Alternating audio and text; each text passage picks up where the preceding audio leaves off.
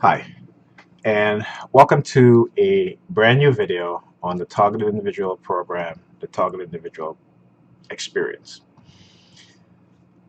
So, let me start off by saying this, okay? For years, well over a decade, going on 2 decades now, I have been the victim of a non consensual human experimentation program run by the government.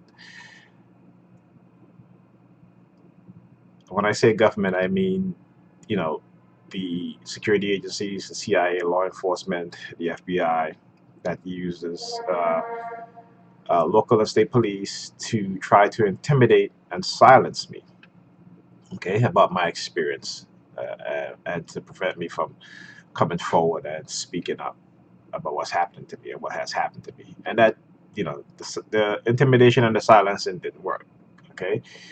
Because I continue to expose what it is that they have done and what they continue to do. All right. And because of that, they have retaliated against me in many ways, such as spreading negative propaganda against me, basically, you know, uh, turning the community and communities against me, turning people against me, particularly women against me. And they have tried to intimidate me with death threats, uh, to punish me through blacklisted me. Okay, uh, just because I expose the non-consensual human experimentation that they've done to me, the illegal microchipping for the purpose of remote neural monitoring, that I've seek to get evidence in terms of the psychological, neurological, and physical damage that they've caused me. It's taken me many years to obtain at least some proof and documentation of the harm that they've caused, because they've basically tried to derail me at every effort. Okay, I attempted to seek psychologists who have done research into the CIA mind control programs like the MK Ultra, like Dr. Colin Ross, who've written about it, and who I've tried many times to contact, but you know, no luck. I attempted when I realized that I was programmed using what is called dark NLP. I attempted to contact hypnotists, right, to try to reverse some of that effect of what they've done to me, and it has fallen on deaf ear. I've left messages, no one calls me back. So they've thrown every effort that I attempt to make in uh, reversing the dark NLP in which they have conditioned me to. And so the retaliation against me from speaking out was severe. And I guess, like you said, destroying my likeness, uh, my image, destroying my mentality, destroying my mindset, destroying my intelligence. uh, they have done these things to where now severely suffer from short-term memory loss, and that is due to being microwave, okay, uh, with microwave energy that operates at the same frequency as the brainwave, okay. One such technology is called silent sound spectrum. But that also hasn't affected me negatively, both physically and neurologically and psychologically, uh, but also my children who suffer from short term memory loss. And yesterday, as I was walking my daughter, as me and my daughter was walking to go pick up my son, because he had an after school program, and I had to actually pull my daughter out of the after school program because they were not helping her at all. She was falling behind. Especially, she's there for 2.5 hours. She's in kindergarten, and no one helps her with her homework. And so I pulled out of the after school program called Beacon. Now, my son was in Beacon also. I pulled him out of that. but he's also in another after-school program, which is preparing him for the state exam. Okay, he's in fourth grade. And so yesterday I was walking, me and my daughter was walking to pick him up, and she started crying. And I looked at her, and she was crying. I thought maybe she, somebody had hit her as we were walking, because they used to do that to my oldest, Bryce. When I was walking with him, they would bump into him and run off. So I turned around, she was crying, like tears coming out of her face. And I said, "What's the matter?" And she just said to me, her shoulders or her neck is hurting. And I'm like, "What you mean your neck is hurting?" She just said her neck was hurting and she was really, really crying. So I had to give her a neck massage for about a few minutes. And then, I guess it felt better. And then we went to pick up my son. Okay. So I know that what this technology has done has hurt my children, both psychologically and physically. Okay. Because again, I was just holding her hands, and she just started crying out really loud. And so this is what happened. All right. So we were blanketed with microwave yesterday. So after pick up my son, got back in the house. Um, about Pam came home like around 7, and she came in the house. We were all in the living room, and she never came into the living room. She basically stood in the foyer, and so I said to her, I said, "Hey, what are you doing?" You know, and she said to me, "Oh, I'm just standing here playing a game on my phone." And I'm like, "What do you mean playing a game on your phone?" I'm like, "You come in the house, you don't come into the living room to greet us. You're just like, I'm here and such and such." And so she stood there for like 5 minutes. Okay. Then the police sirens start going off. And then she takes out her keys. Well, I don't know if she had it in her hand or not, but she started shaking her keys. Right. And at that point, she comes into the living room. Right.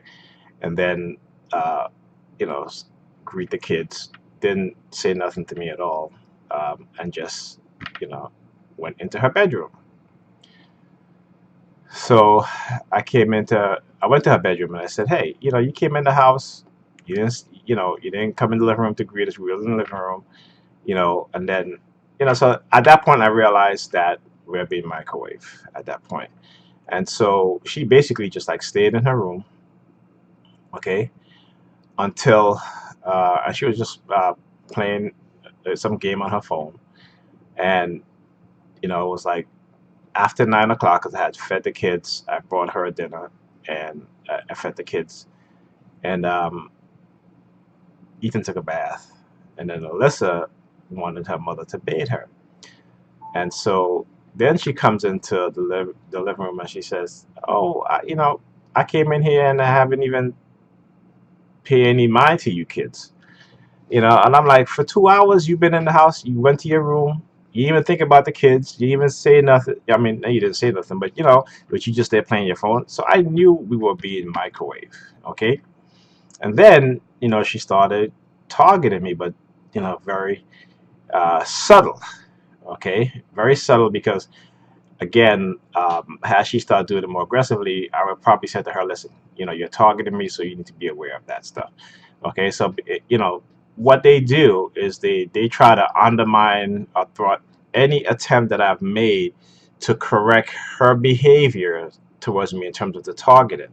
So when I confront her, and not in a hostile way, but in a very calm way, and said, "Listen, I need you to understand that we're being microwaved right now, and you're targeting me. Don't get defensive.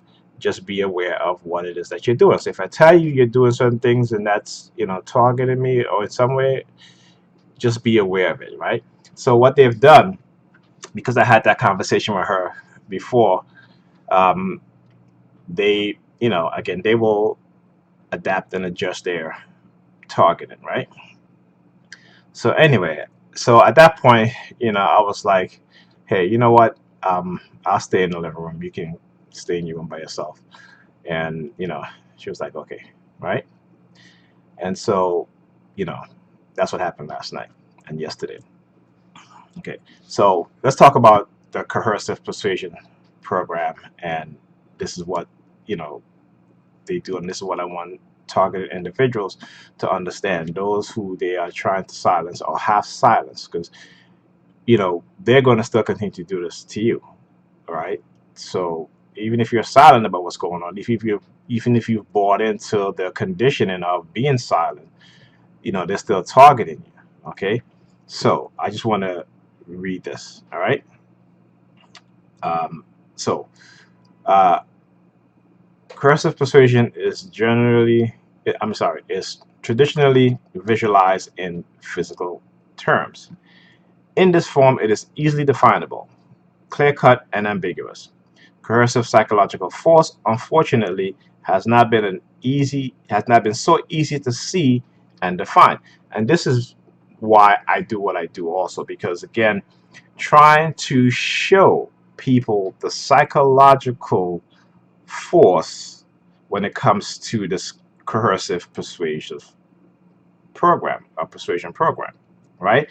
So the law has been ahead of the physical science in that it has allowed that coercion need not involve physical force. It has recognized that an individual can be threatened and coerced psychologically by what he or she perceives to be dangerous, not necessarily by which is dangerous. Law has recognized that even the threatened action need not be physical. Threats of economic loss, social ostracism, ridicule, among other things, are all recognized by law in various contexts as coercive psychological force. And this is something that we as TIs have to understand. So this is why when I say you have to documenting is your proof, is your evidence that you're gathering, okay, so that people can see, right? So why are psychological systems harmful? Coercive psychological systems violate our most fundamental concept of basic human rights. They violate rights of the individuals that are guaranteed by the First Amendment of the United States Constitution and affirmed by many declarations of principles worldwide. By confusing, intimidating, and silencing their victim, which I will not be silenced.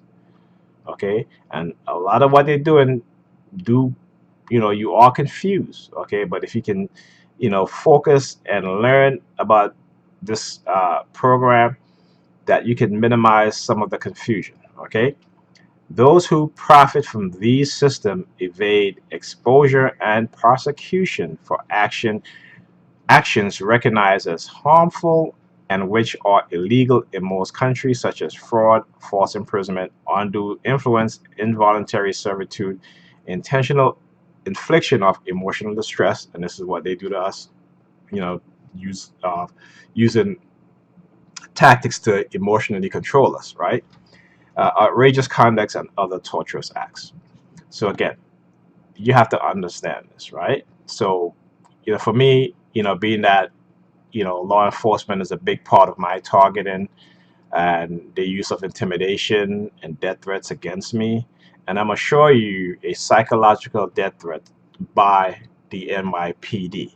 Okay, when I say the NYPD, I'm talking about the NYPD as a whole, because any police officer that are employed by the New York City Police Department, okay, and are doing criminal acts, okay, are psychologically torturing someone or even physically torturing someone, then yeah, it's the if they want to paint a broad brush against everyone else, then we have to paint a broad brush against the NYPD. Okay, so I want to talk about this also. This is Ramsey Ortega. Okay, this is the young man who filmed uh, the choking death of Eric Garner here in New York City. Okay, and what the police have done to him after he put the video out. And I talk about how they retaliate against me a lot because I do these videos. Okay, and I just want to show the mentality that the NYPD, the members, though a lot of members working as NYPD officers who do retaliatory actions against individuals who expose their criminal act and their wrongdoing. Okay? And who will turn around and set individuals up who are exposing what it is they're doing to have them arrested, killed, or whatever else, right? So, the man who filmed the fatal 2014 arrest of Eric Garner on a Staten Island street is suing the city for $10 million, saying that his own arrest in June 2015 on the Lower East Side was retaliation for the Garner video. The Manhattan drug the Manhattan drug possession charge against Ramsey Ortega was dropped after he spent 7 days in jail. He feels he's unjustly singled out for arrest because he took that film of his friend getting arrested. The police have gone out of their way to follow him and arrest him every chance they get, his lawyer, Andrew Placey, told the Daily News. Okay? Ortega, 26, is now laying low with his wife in Las Vegas, waiting to report to court October 3rd for sentencing on a gun possession and drug charges that did stick. Okay? 2 weeks after filming Garner's death from a police chokehold, Orta was arrested on Staten Island on charges of possessing a .25 caliber Norton semi-automatic handgun. 6 months later, he was caught selling heroin to an undercover cop. Now, ask yourself, right? Why would this guy, okay, who already, 2 weeks later he was arrested on drug possession, but the charges were dropped. Why wasn't he much more careful? Okay, and again, I think what happened to this guy is that he was psychologically conditioned using dark psychology or dark NLP. Okay, again, this is just my opinion on this, but what when you look at what after this guy filmed the death of the murder of his friend, that the NYPD just targeted him, all of a sudden targeted him, keep arresting him, right? So I think the first time they set him up with the drug possession when he was arrested, and they brainwashed him, basically. Okay, they manipulated him, right, without his knowledge. And again, and that manipulation, as I've read in the book Mind Control Language Pattern, and let's go to it here. Control Language Pattern, okay, by Dante Jones. All right, let's see. Here we go. Okay.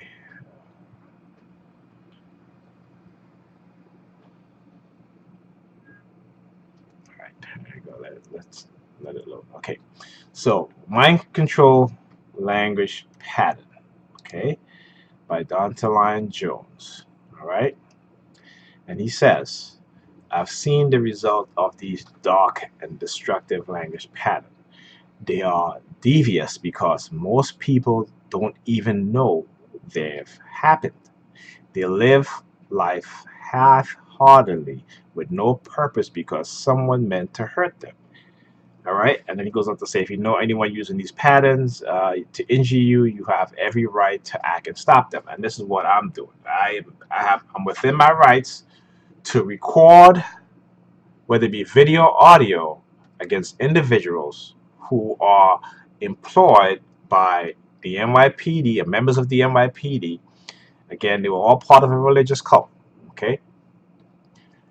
That they have done things to me, okay? And that I'm trying to expose after coming to the realization of what have been done to me, all right? And so here's another article from The Verge, fearing for his life. Ramsey Orta filmed the killing of Eric Garner. The video traveled far, but it wouldn't get justice for his dead friend. Instead, the NYPD would exact their revenge through targeted harassment and eventually imprisonment.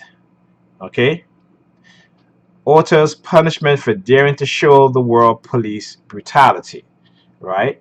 And I guess their MIPD targeted me. I guess it's for me showing the world their psyops program, right? Their psychological uh, program that they've been running on a lot of people. I'm not the only one.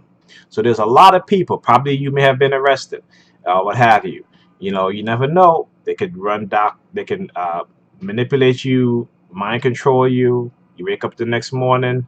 You know, whatever happens, what have you, you're out. You know, you're back into the same situation over and over again. See, no one wants to talk about this. When I bring this up to people, they get silent. And I said, why? Why? And it's because, again, because of the technology that the US government, particularly the security agencies, the Department of Defense, the CIA, including the FBI, they have created mind control technology to condition people. Okay?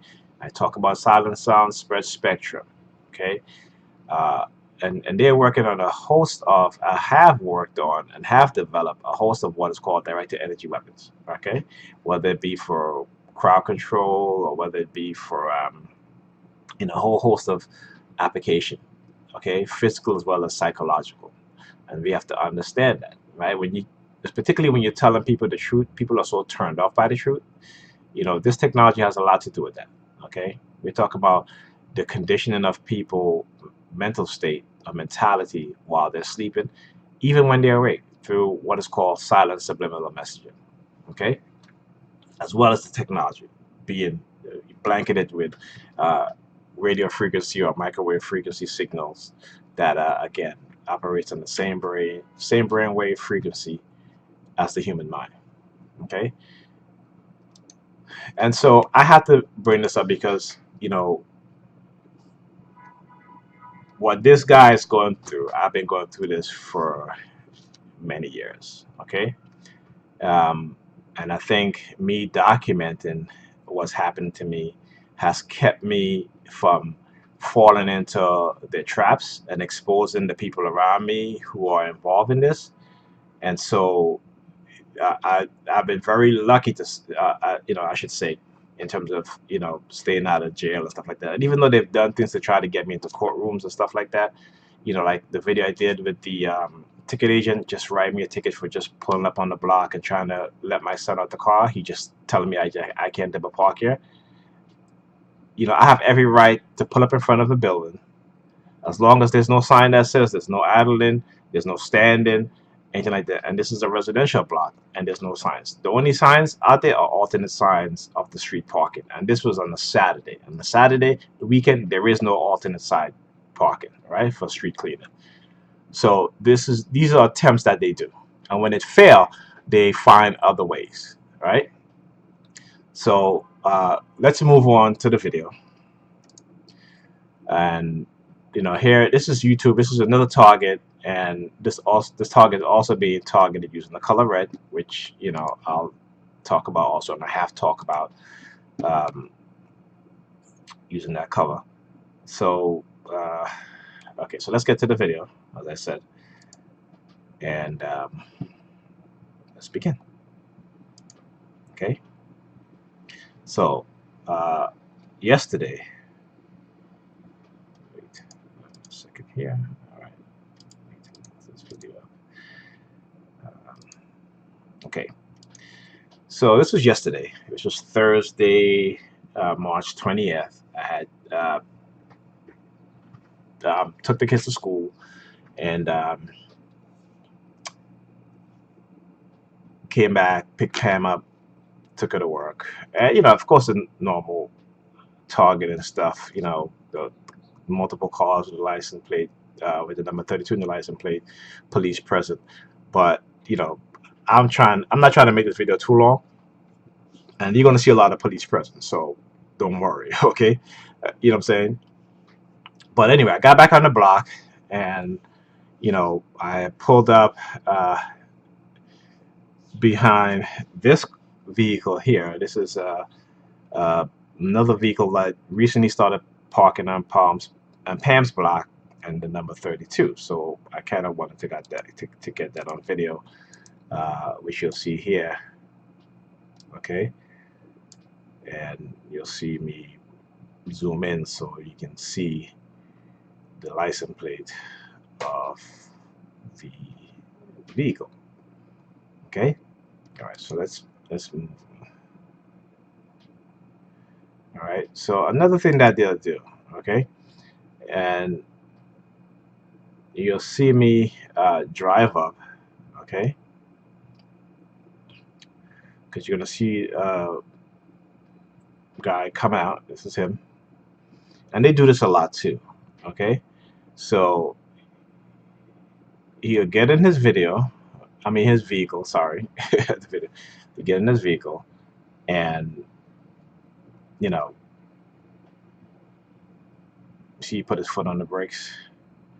All right, thinking that he's going somewhere. He's not going anywhere. So he has a pull up, then he'll come back out. Okay.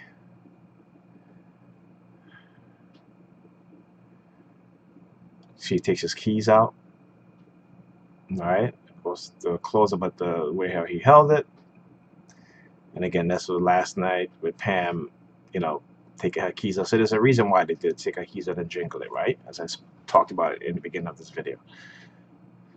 So again, you know, they'll do stuff like this. Okay. All right. So let's go. I'm across the street and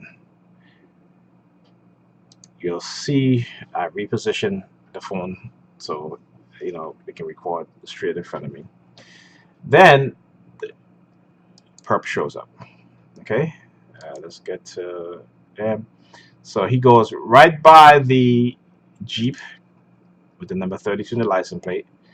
Okay, he was standing right where this tree is, right by the side of this, by the same vehicle with the number 32 in the license plate. And I looked over, then he moves out of sight because, of course, they knew I'm going to be recorded. At least they know I'm going. You know I'm recorded. They know that. So if you look through the back windshield, you'll see a figure. Okay, and let's go.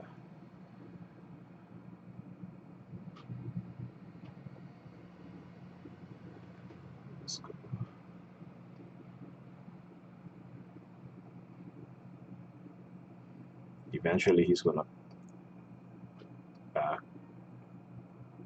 come over here, and he's going to look at me, and then walk back to the side of the car, of the vehicle. Okay, I think that might have missed it. So let's go. Let's see.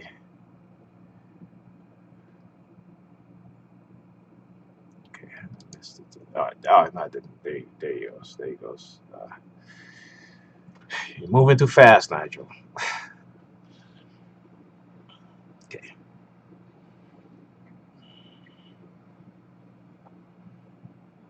Right, and again, the use of colors. So when the blue car passed by, okay,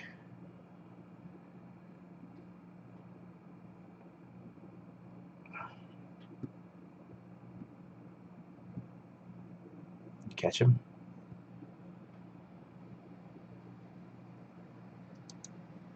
Let's go back again.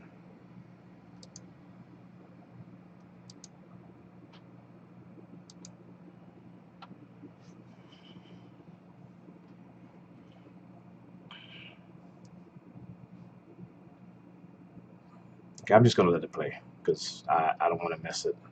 So you see he's moving.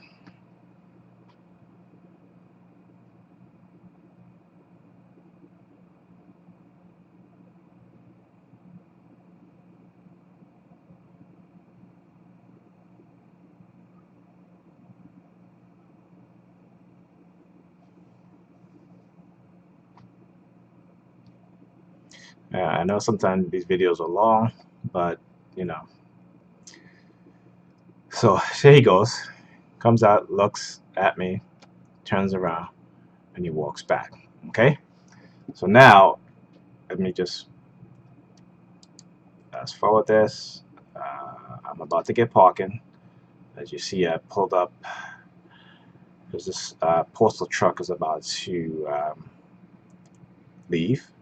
So I'm going to get the parking. I remember the guy that was standing behind the Jeep with the number 32 in the license plate, and how he came out from behind, so I can see him. He looks at me, he turns around, walk back.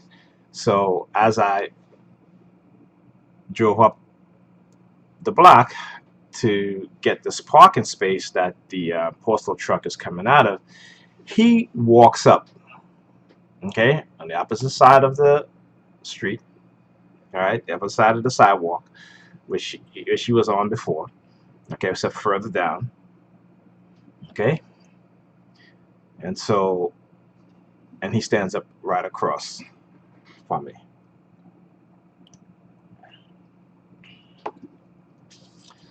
Excuse me.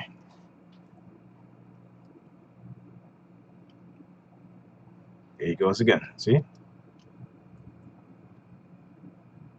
Same guy.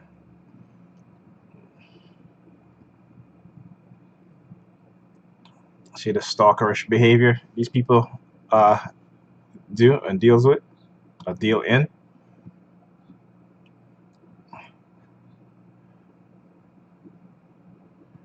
And then, of course, while that's happening, you have these two perps.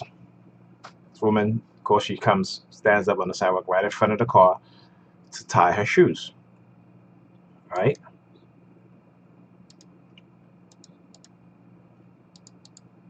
And guess what? She takes her phone out.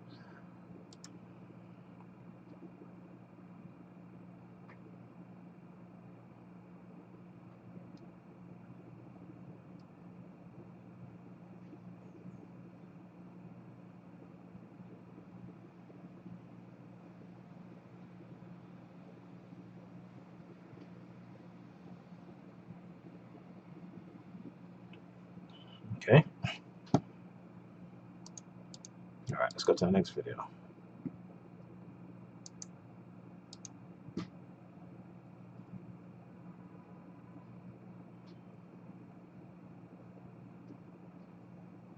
All right. So now, what does he do? Now he's going into, standing in front of the building, going into the building.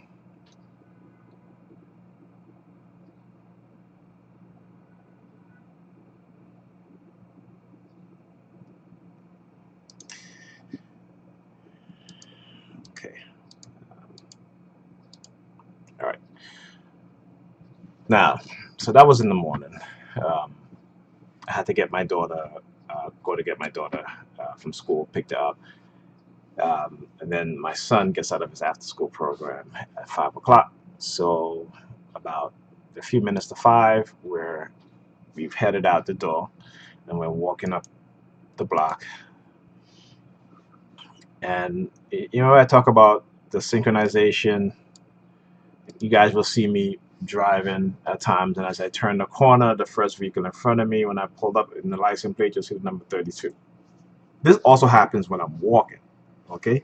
And as you'll see here, and I think I've shown you guys this before, but this happens more. It's happening more regularly. So again, I know I'm on the heavy target and heavy remote monitoring. We're being microwaved heavily, okay?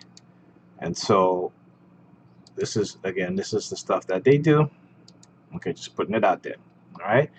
So this is today, this morning. Got in the car. I'm taking the kids to school. All right.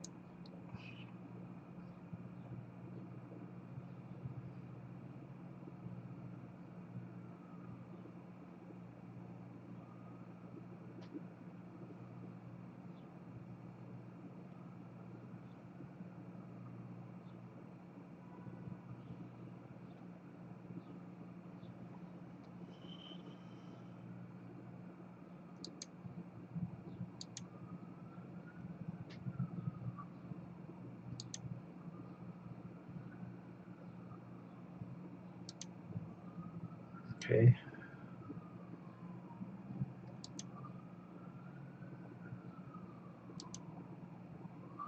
All right. So get to the kids' school, park so I can let them out, and here you see a NYPD vehicle there, and there's a reason for that. Okay, there's a reason for that. As I uh, got out the car to take the kids to, yeah, into the schoolyard, there was a guy standing there, had on a red hoodie.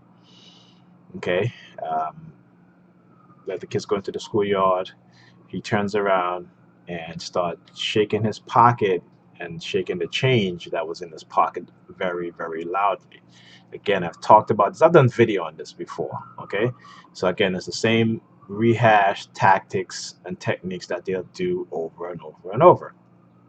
Okay, and so he starts shaking the change from his pocket very violently. Okay, and again, I talk about how the NYPD, what they'll do, send these indirect threats. Okay, and again, this is one of them, and a way in which they'll do it. Right, so they're gonna always be present, so whether they're in the police vehicle or not. Well, they will have the police vehicle stationed there. Sometimes there'll be no police in there, but they'll have their lights on or not. You know, but it all depends. But usually when stuff like this happen and there's a police vehicle around, it is an indirect threat. Okay,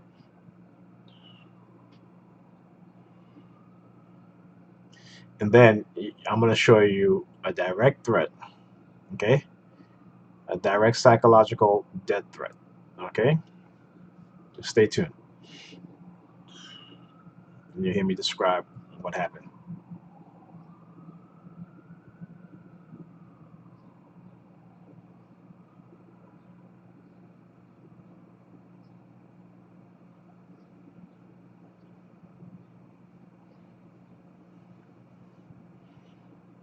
All right, and this morning, heavy police precinct, and I'm presence, and what I say doing my videos when I start to show a lot of police vehicles in my videos is that when that starts to happen, okay, I'm being psychologically harassed by the NYPD. Okay, I'm being tracked by the NYPD. I'm being remotely monitored by the NYPD. Okay, I've been psychologically harassed by the NYPD. Okay, okay. Um, so let's skip forward.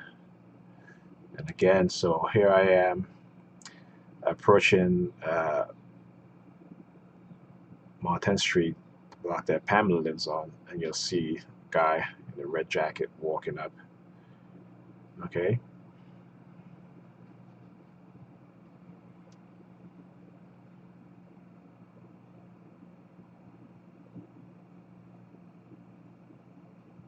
and I want you to watch the pedestrian as they walk by.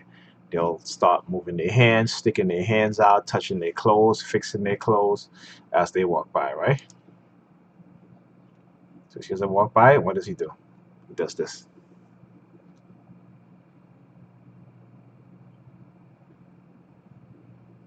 This is another signal that they do, is this. Okay, and again, I'm not trying to target any TIs, so I do apologize.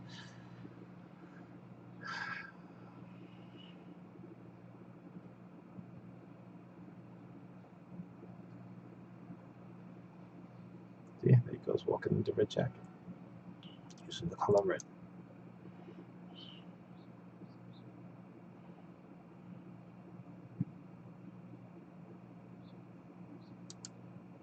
Okay, let's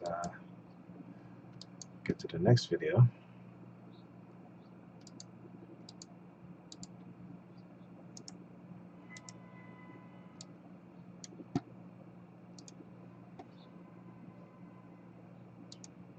Okay, there's one particular part that I want to show you guys.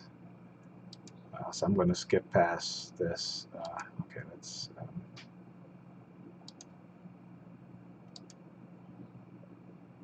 Okay, here we go. All right, so you see this woman coming here? Okay, so she stops and looks up at the sign. Or this, I think it's this green on in here that she's looking up at. Right, and she looks at the gate.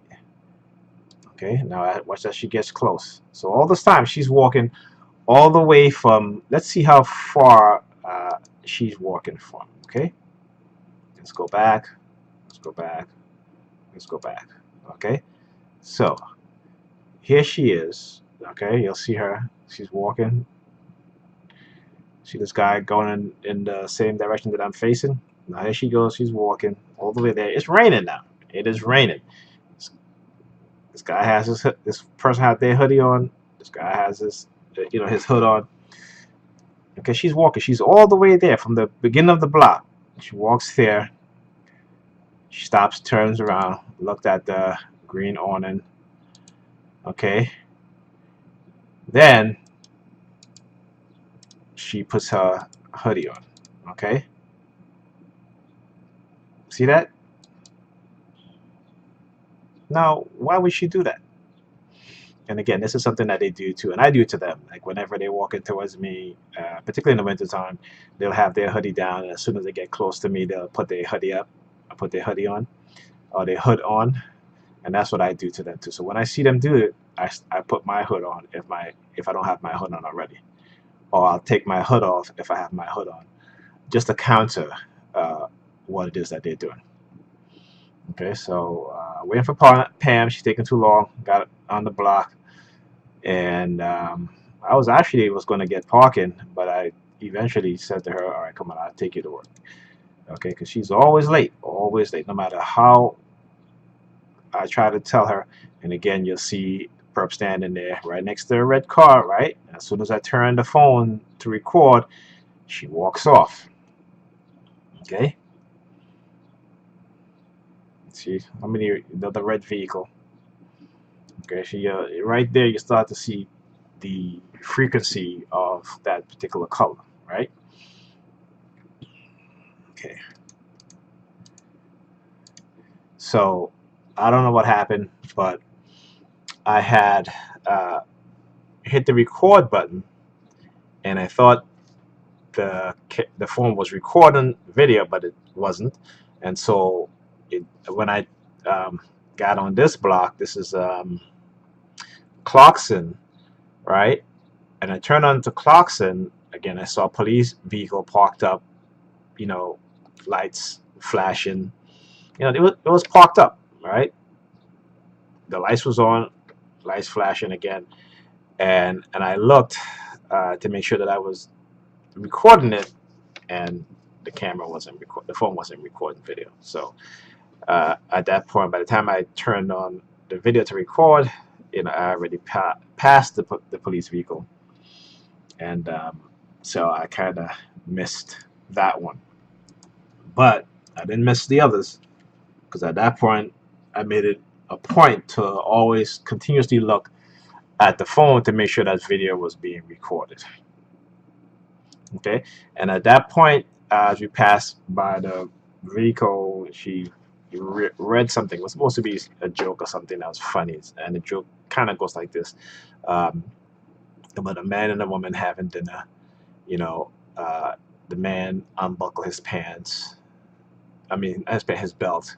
And when the woman saw that, she was like, "Oh, okay, is this really going to happen? This is about to go down." So she uh, unbuckled her pants, and at that point, the uh, the the man said to the waiter, uh, "I'll have more wings, please." Okay, that was how the joke goes. So yeah, whenever stuff like that happens, especially today, I know that they hijacked her mind, and this is all subliminal messages being sent. Okay,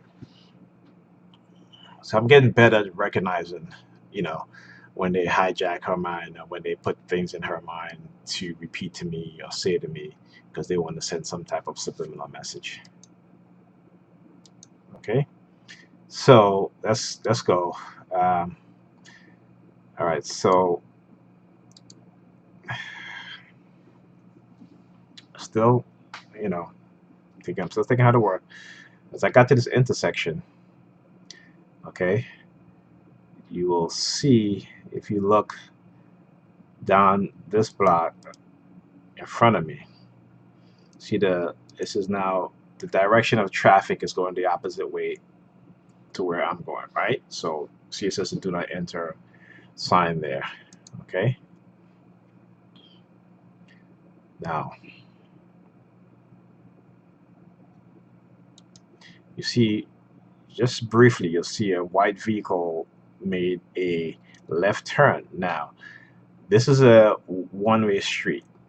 The direction of that street is towards me, coming towards me. But you'll see two NYPD vehicle turn against traffic, right? Now I was way up here, so I couldn't really see. Here's the other one, the other white one. Okay, you guys gonna have to slow the video down. I'll pause it in order to let's go back a little bit.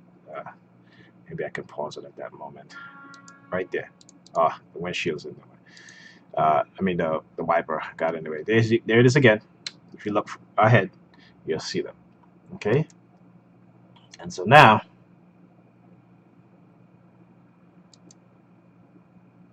let's go. So again, right? So this intersection I'm approaching. This is the street that I'm driving upon. This is the same street in which the two NYPD police vehicle made the left. Right now, this is a one-way, so it's going to be making a right. So here you go again. Pull up an intersection. Here's a guy with a red hoodie on. Okay. Got a red hat, red hoodie on. As I walk past, he takes his phone, he looks at it. Okay.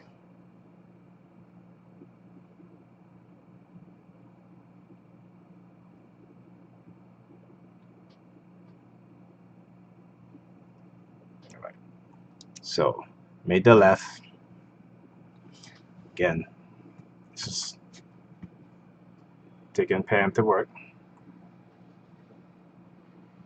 Let's see, did I miss? Let's go back. Okay, this is where I'm making the left.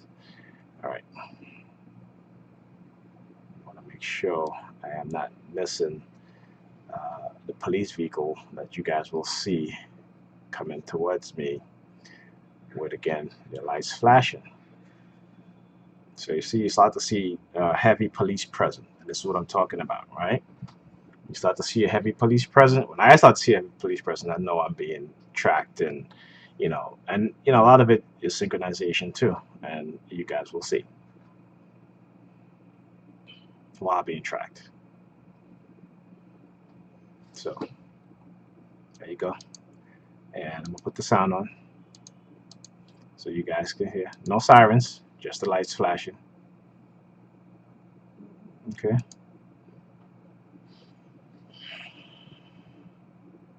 Okay.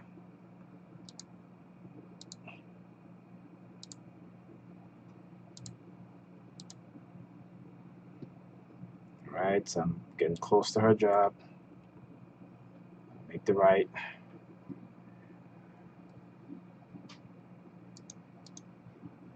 And voila, boom.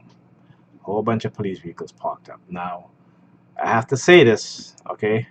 There is a homeless shelter right there, right where they're parked up in front, okay? But again, it is no coincidence that they're there, okay? Because this is all street theater. This is all psychological operation, psychological warfare. And so, again, you know, they'll have these things happen. Maybe somebody started a fight in the homeless shelter so the police can be there, or maybe, you know, they plan the whole thing so that they can be there as, again, an intimidation tactic towards me, right? And people may say, well, why would the police do this to you? What makes you so important? Again, this is where I always shake my head and just say, you people have not really learned anything about history, about what the police do in our communities of color, where the majority are Black and Hispanic. So it's like the cognitive dissonance is so strong within individuals, particularly black and brown people, uh, that you know when you tell them you're being harassed or you're being falsely arrested or what have you, such, automatically they just tune you out, or automatically they think you're being guilty. Okay. All right, so let's get to the next video. Okay, so we dropped Pam off, heading towards the intersection. This woman here, she's wearing a green jacket. She has a brown bag. As an approaching, you'll see she starts grabbing her bag, grabbing onto her coat. All right, and then gives me a very subtle middle finger. You see where her hands is at? See that right there? See that middle finger sticking out right there? I hope you guys can see it. Okay, right there. Okay, so now they're doing things very subtle, so that way the camera probably won't pick up. But when you're shooting 1080p at that distance, you will pick up some things. Okay, even though they think you might not pick it up, but as I show you right here, see that finger? If you look at her hands, see that middle finger partly sticking out. This is what they do, right?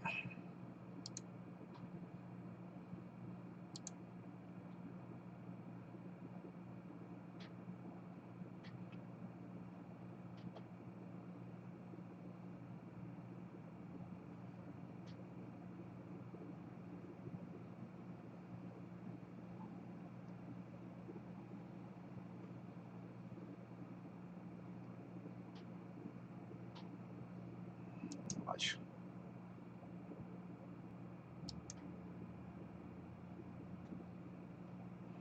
Now, as I'm turning, again, the red theme, the guy with the red sweatshirt, even though he's having the jacket underneath there, still, with the green jacket, red sweatshirt, still red, still using the color red. Okay.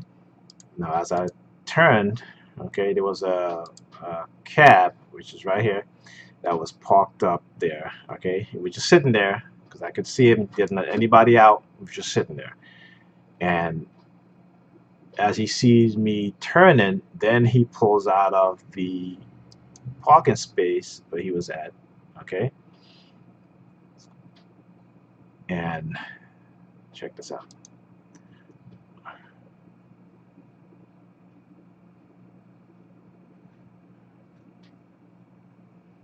See that number 32 in the license plate? Okay. All right. So now is where it's going to get interesting. Okay.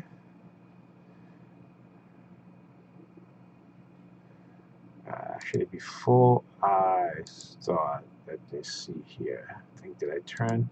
Oh, yes, yes. So again, here's another scenario in which they do, right? Okay, so you see the Chase Bank again, and they love to do this. Let me just, excuse me, my face. Okay, I'm gonna turn off the webcam because all of a sudden my face is start itching me. I don't want to be touching my face on camera and trigger any target individuals. So again, love to send me subliminal message about my disability, because my account is with Chase, and so you see this vehicle parked up here. It parked up there, and I could see it parked up there from a block and a half away. All right, and these were very short blocks. Okay, so this person is sitting in their vehicle. All right, and you'll see. I'm assuming this is a homeless guy sitting in front of the bank. And again, they love to use the homeless theme. And as I approach, he has a cup in his hand, so he's definitely homeless. He's there asking for money. And as I approach and I pulled up, you'll see me turn, record this, right? And again, we talk about how they do things, right? So he's going to wait until the light change, because again, this is all color coordinated. Okay, see the light change. Now he calls the homeless guy over. So you see the homeless guy gets up. Now, why didn't he call them over before? Right? But again, it's like I said, I've shown you many times. Whenever I approach a perp, or whether it be a police vehicle, what have you, they'll either drive off or they'll do some hand signals, some type of shit. So you see here as I turn, and you see I pause for a minute before I start driving off. Okay. And this is, again, this is what they do. Okay. So let's go. Hold on a sec here.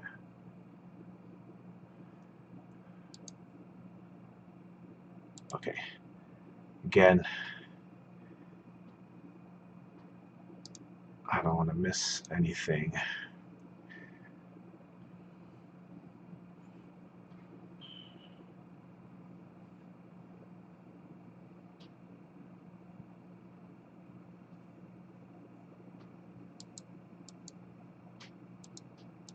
So you see the guy standing there with his dog.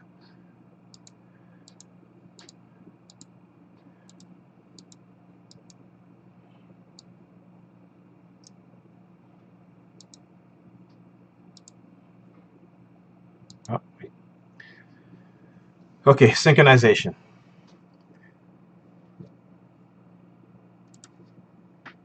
Intersecting at the same time, the NYPD van, police van. Okay, and they almost got me on this one.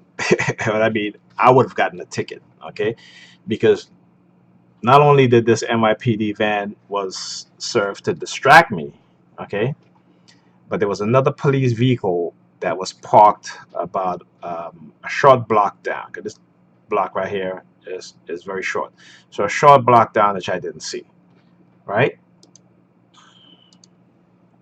And as light was blinking, I was about to go, then it turned solid, right? And again, see the guy over here in the red?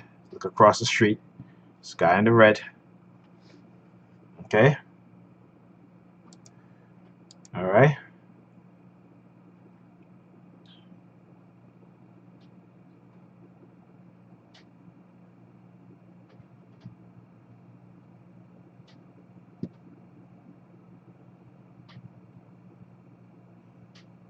Okay, so recognizing what happened, right? So anyway, then okay, hey, you see the police van there, and you're gonna see it's gonna make a U-turn, right? See, it makes a U-turn. Now, how many videos have I done when I show you vehicles constantly making U-turns in front of me, right? So again, this is again heavy-handed intimidation tactic. You start to see their presence a lot. So let's go. All right, let's get to the next video.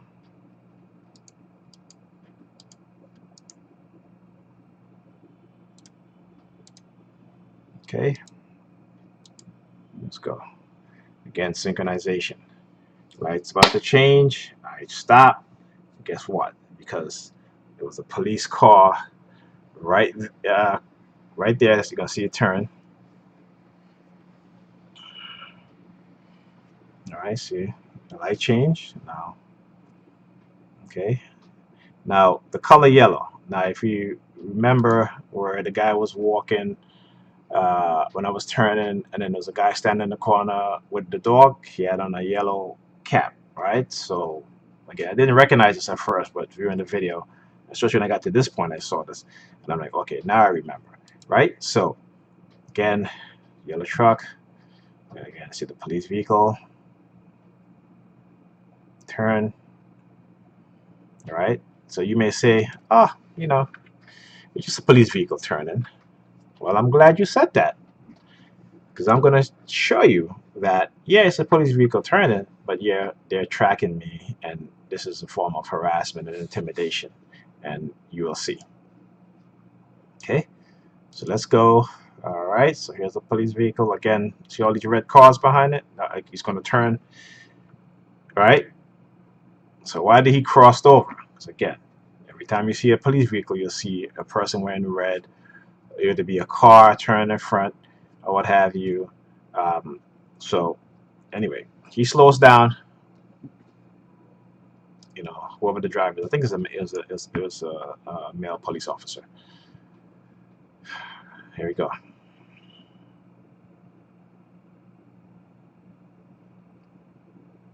All right, this part is interesting. Okay,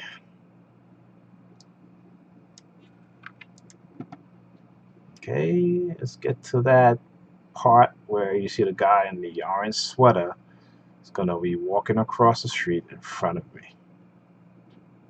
Okay, so you see he started walking. He's walking the same direction I was going across the street. As I'm approaching, he walks in front of me. Now, as he's walking in front of me, he's smiling. He's like laughing, like literally. Okay, and so you hear me saying, "Don't laugh." I'm just, you know, talking to myself here, but describing what this person is doing as he walking across the street, because they a lot of times they think it's funny, but it's not funny what you're doing. There's nothing funny about what you're doing, and that goes to show you the sick and twisted and demented mindset that these people have. Okay, and that's the behavior of people who are in cults, right? So when you look at the series Leah Remini, Scientology, the cult members, when they stalk them, what they do, they smile, they're laughing, they smile because they think it's funny. But there's nothing funny about what it is that they're doing. Okay, now watch. Remember that police van, right?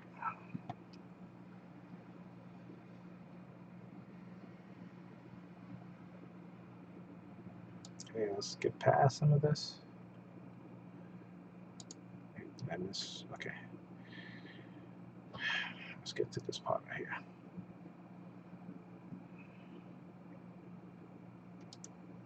Okay, all right, right. Okay, let's go back a little. All right, there we go. So now we're both at the stop light.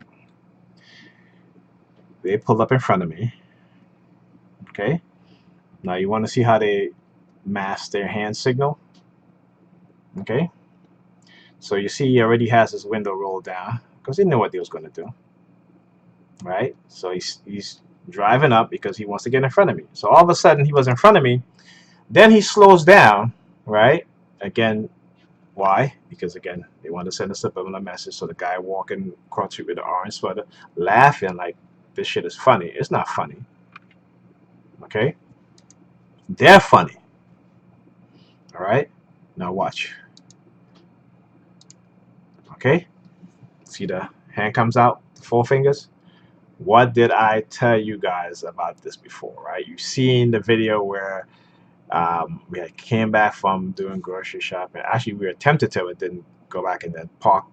Didn't get to do it because, again, the civilian perps prevented that. Uh, Park behind the woman with the red mini SUV. The guy walks uh, along the side of in the street, right? As he get towards the vehicle, he flashes, the hand signal, right, with the four fingers, right?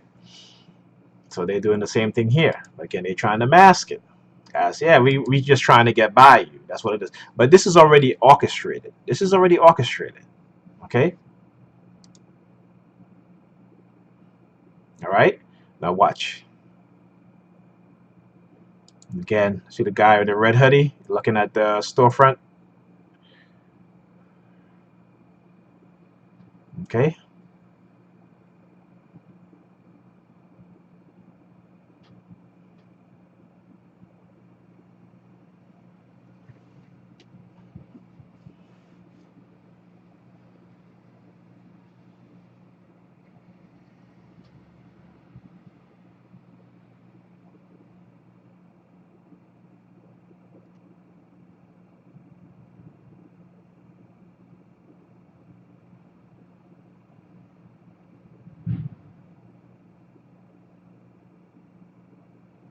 Now I've also talk about how why is it that when it's coming towards the weekend, they engage in this type of behavior against me?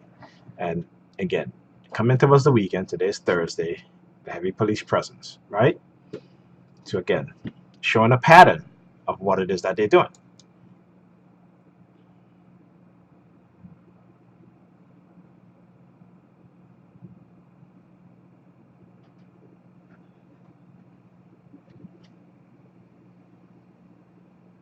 Again, illegal surveillance, okay,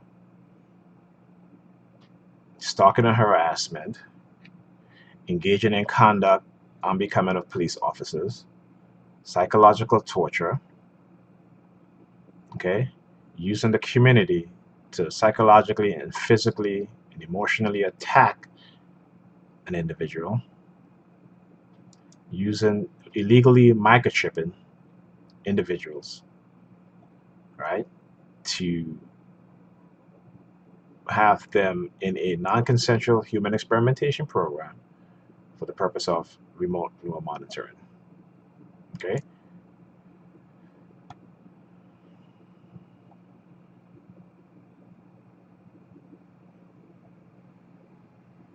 Now, why is this old man looking at me, right? See his head down, but he looks up to look at me.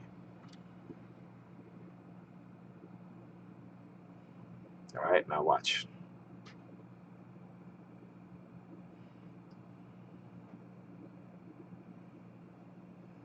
So I'm approaching Pam's Brock. Okay, that's what's going to happen. This is Pam's Block, Martin Street, coming up. Now they turn on the lights. Now, why are they turning on the lights at this point? There was no car in front of them right here except for that white car parked up there. All right, so they have all this parking space. So why are they turning on their lights? Okay.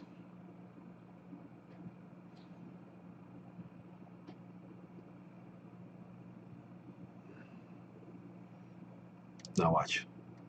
As I made the turn, see this guy open his trunk, takes out a bright yellow bag. Okay, see as he's looking at me?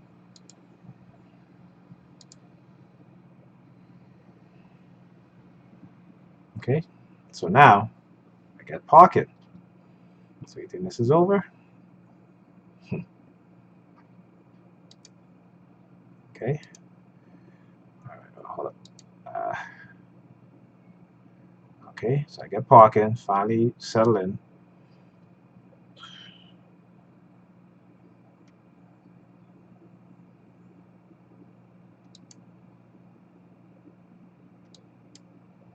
Okay, all right, so look who, all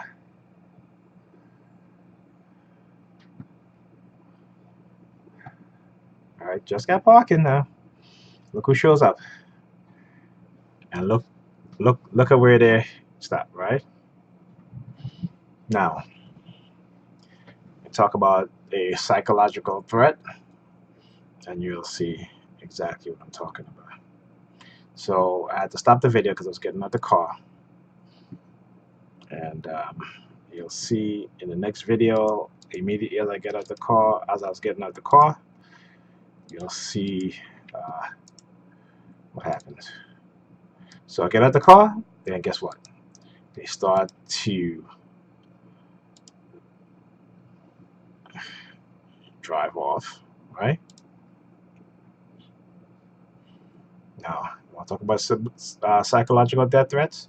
So what street did they turn down? They turned down to a dead end street, right? A dead end street, okay? Now watch. Then you hear me say all of a sudden dude comes out of the car. So across the street, across this street right here, when I finish filming these criminal police officers, these crooked cops in their vehicle, you'll see a guy standing facing out into the street because he don't want to show his face, okay?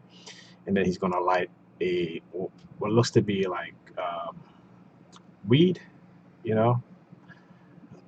So again, I guess maybe they'll try to, you know, frame me for marijuana or something like that to try and arrest me and say, oh, he got and plant marijuana on me. This is what they do. Okay.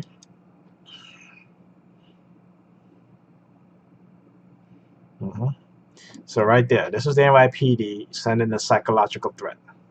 This is what they're doing. Okay. And I guess the only way that this is going to end for me is if I'm dead.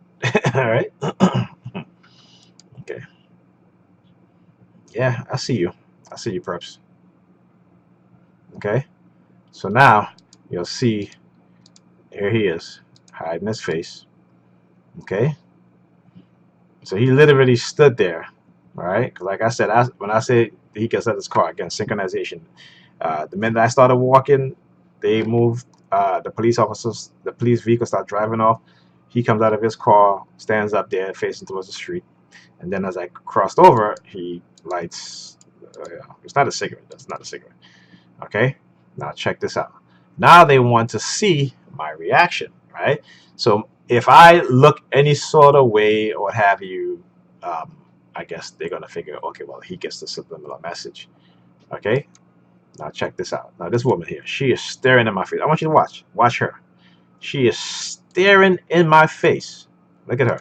Because again, she wants to see my reaction. So she is staring in my face and then says morning to me. Now, this I've seen this woman plenty of time in this block. She's never said morning to me, never talked to me. All of a sudden, now she wants to tell me good morning, right? Okay. Now, again, I'm gonna show you how they use the super and Pam spiller. So again, I'm still recording now because my presence of mind is to keep recording because there's more to come. Okay, and they use the super in Pam's building to target me.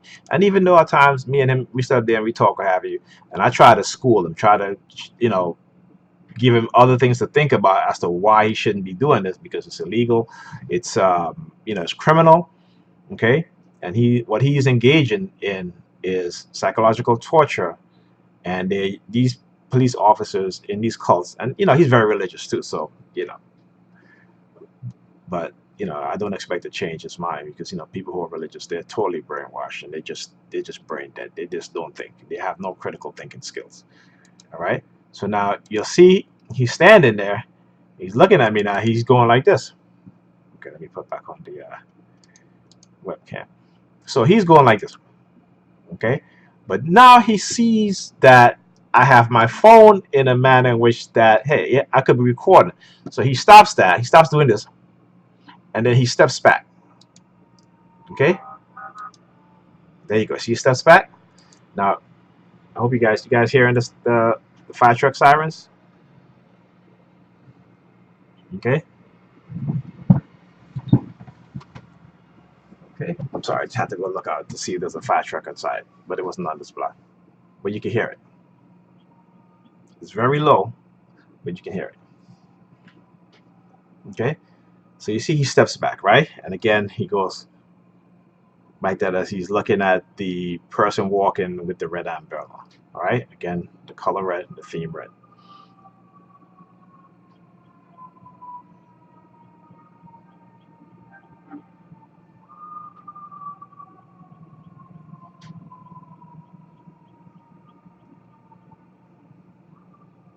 Okay, I just stopped talking because I wanted to record this, the noise campaign. Okay. So look at where he's looking. He's not looking at me now. Okay. He's looking at my phone, right? He's looking at my phone. Where his eyes. He's looking at my phone. See, now he's being caught on camera, right? Which is that's funny, you know. So what happened is that again, they always try to send me subliminal message about recording and exposing what it is they're doing. Because you know what? Hey, if he exposed it, he's explaining what it is that they're doing to him, he must be guilty, right? He's definitely guilty, right? See, this is the shit that they have people believe with the psychological shit, right? That what they're doing, okay?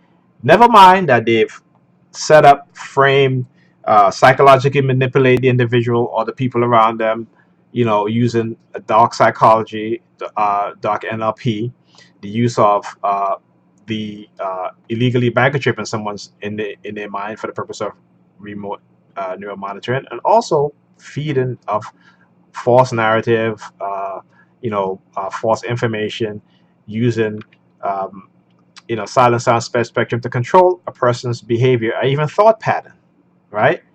But again, people don't want to hear this stuff, right? They don't want to hear, because they have you living in your own little bubble, okay? Even though all this shit is going around outside your bubble, okay? All this, unarmed killing of innocent people, the framing of innocent people, attacking people who've, you know, um, exposed corruption within the NYPD, those officers who are within the NYPD, and people who are outside the NYPD exposing their criminal activities. What do? They retaliate. They try to label them as mentally ill, as distraught employees, try to basically destroy their character, destroy their work ethics. This is typical NYPD behavior, and people need to start calling them out and holding them accountable for the shit that they've been doing, have done, been doing, and continue to do. Okay, why aren't people angry about this stuff? Because again, I would recommend people Google the Osama bin Laden raid and how he was captured, and how the U.S. military, okay, went into a heavy militarized town, okay, started a firefight, okay, killed bin Laden, blew up one of the helicopters because it was damaged, left, and the people in that town slept through the night. Okay, they slept through the night. There you go. See, they know I'm speaking the truth, and this is what they do. This is what they do. See that? You hear that? Actually, when you start speaking truth, okay, this is what they do. All right. So again, this is letting you guys know what's going on. You want to dismiss what I'm saying? Fine. But you know what? When this stuff hits the fan and you're affected by this, okay, then guess what? I try to tell you. I try to tell everyone. Okay. So that's it for this video, and I'll see you guys in the next one.